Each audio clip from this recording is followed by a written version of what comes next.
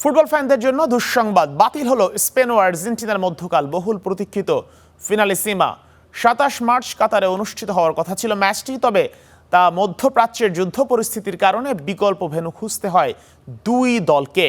তবে ভেন্যু নিয়ে সমঝোতায় পৌঁছাতে পারেনি দুই দেশ, স্পেন ও আর্জেন্টিনা। ২০১৮ সালের ২৭ মার্চ স্পেনে মুখোমুখি আর্জেন্টিনা।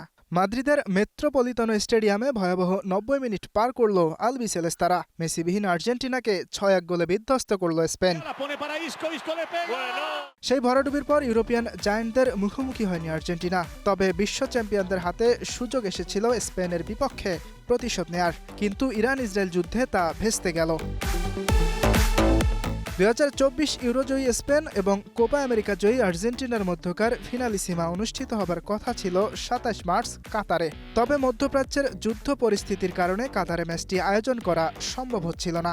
উয়েফা কাতারের বিকল্প হিসেবে আর্জেন্টাইন ফুটবল অ্যাসোসিয়েশনকে বেশ কয়েকটি প্রস্তাব দিয়েছিল, কিন্তু এএফএ তার সবগুলোই প্রত্যাখ্যান করে। প্রথম প্রস্তাবটি ছিল রিয়াল মাদ্রিদের সান্তিয়াগো বের্নাব্যুতে খেলার।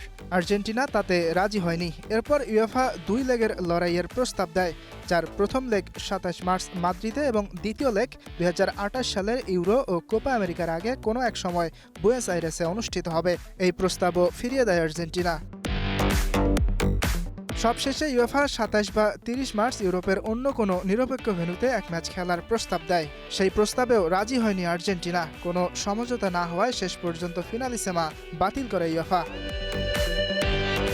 ফিনালিসিমা বাতিল হওয়ায় ফুটবল ফ্যানরা বঞ্চিত হলো লিওনেল মেসি ও লামিন ইয়ামালের দ্বৈরথ দেখা থেকে। এর আগে ২০২২ সালে আর্জেন্টিনা ও ইতালির মধ্যে ফিনালিসিমা অনুষ্ঠিত হয়েছিল, যেই ম্যাচে ৩-০ গোলের জয় পায় আর্জেন্টিনা। ইয়াসির আরাফাত সবুজ, স্টার নিউজ।